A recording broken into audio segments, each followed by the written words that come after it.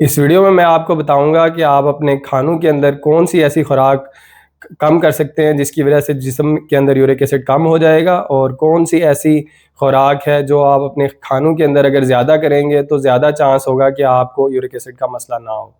तो ये वीडियो आखिर तक देखिएगा। इस वीडियो में मैं आपको ये भी बताऊंगा कि एक ऐसी सब्ज़ी है जिसको खाने की वजह से आपको यूरिक एसिड भी कम होगा और कैंसर के चांस भी कम होंगे, और इसके अलावा आपकी क़ुव्वत मुदाफ़अत भी बढ़ेगी।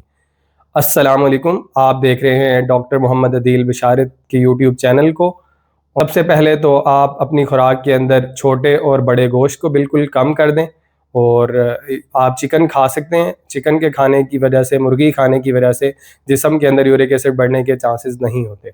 और इसके अलावा आपको कलेजी नहीं खानी चाहिए, और मीठी चीज़ें जैसा कि कोल्ड ड्रिंक्स हैं, ऐसी चीज़ें जिनके अंदर फ्रुक्टोज़ होता है जैसे केन्ड फूड है, उसको आपको इस्तेमाल नहीं करना चाहिए।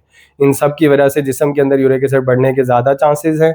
और जैसा कि मैंने आपसे कहा था कि कुछ चीज़ें ऐसी हैं जो हम अगर ज़्यादा करेंगे तो उससे भी जिस्म के अंदर यूरिक एसिड बढ़ने के चांसेस कम हो जाएंगे, जिसमें सबसे पहले है कि जिस्म के अंदर पानी की मिकदार को ज़्यादा रखना। उसके लिए कम अज़ कम आपको रोज़ाना 8 से 10 गिलास पानी पीना चाहिए, जैसा कि US national academy of science, engineering and medicine ने गाइडलाइंस दी हैं कि मर्दों के लिए 3.7 लीटर और ख़वातीन के लिए 2.7 लीटर रोज़ाना पानी की रिक्वायरमेंट है, जिसमें से 20% तक पानी हमारी जो बकिया खुराक है उसमें से आता है, और 80% तक हमें, अगर हम माए चीज़ें जैसे कि दूध, पानी ये लेंगे तो इससे हमारी लिक्विड रिक्वायरमेंट्स पूरी होंगी। और इसके अलावा हमें चाहिए कि हम विटामिन सी जिन चीज़ों में होता है वो चीज़ें हम ज़्यादा लें, जैसा कि किन्नू, फ्रूटर और लीमू। अगर हम ये चीज़ें, तुर्श चीज़ें ज़्यादा इस्तेमाल करेंगे तो इससे भी जिस्म के अंदर यूरिक एसिड बनने के चांसेस कम हो जाएंगे और ये यूरिन के अंदर ज़्यादा निकलेगा। और इसके अलावा हम काफ़ी भी ले सकते हैं। काफ़ी के अंदर कुछ ऐसी चीज़ें होती हैं जो कि यूरिक एसिड को जिस्म के अंदर कम करने में मदद देती हैं। और अब एक ऐसा केमिकल है पॉलीफिनोल, जो कि सल्फोराफेन उसकी एक आगे टाइप होती है।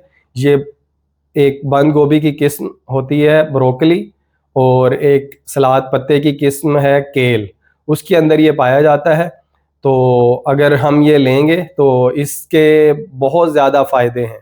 और अगर ये सल्फोराफेन जो केमिकल या ड्रग होती है, इसकी बायो अवेलेबिलिटी 80% तक है। बायो अवेलेबिलिटी का मतलब ये है कि जब हम जिस्म के अंदर कोई भी चीज़ लेते हैं, जैसा कि दवाई कोई खाते हैं या कोई भी हम खुराक खाते हैं, तो वो कुदरती तौर पर जिगर के अंदर उसकी तोड़ फोड़ होती है।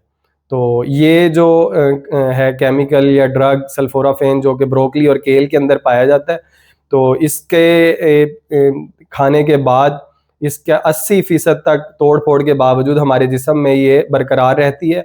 और इसका जो यूरिक एसिड बनने का जो साइकिल होता है जिस्म के अंदर, उसके ऊपर ये असरअंदाज होती है और यूरिक एसिड की मिकदार को जिस्म के अंदर कम करती है। और दूसरा इसका फ़ायदा ये है कि गुर्दों के ज़रिए ये यूरिक एसिड को पेशाब से ज़्यादा निकालती है। और इसके ऊपर काफ़ी ज़्यादा रिसर्च हो रही है। और इसके एक और दूसरे दो फ़ायदे ये हैं कि ये कैंसर को भी कम करती है। जिस्म के अंदर जो डीएनए हमारे खुलियों के अंदर मौजूद होता है उसके ऊपर डायरेक्टली एक्ट करता है। और हम हल्दी ले सकते हैं, हल्दी का पाउडर, जिसके अंदर करकमिन एक केमिकल होता है, उसके भी यही फ़ायदे हैं कि वो यूरिक एसिड को कम करता है।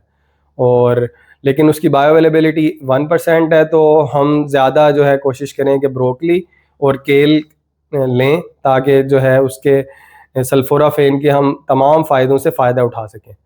तो उम्मीद है आपको ये वीडियो अच्छी लगी होगी। तो इस वीडियो को लाइक कीजिएगा, अपने फ्रेंड सर्कल में और फैमिली के साथ शेयर कीजिएगा, ताकि वो भी अपनी बकिया ज़िंदगी यूरिक एसिड से छुटकारा पा सकें। और अगर आप इस चैनल पे नए हैं तो चैनल को सब्सक्राइब कीजिएगा। अल्लाह हाफ़िज़।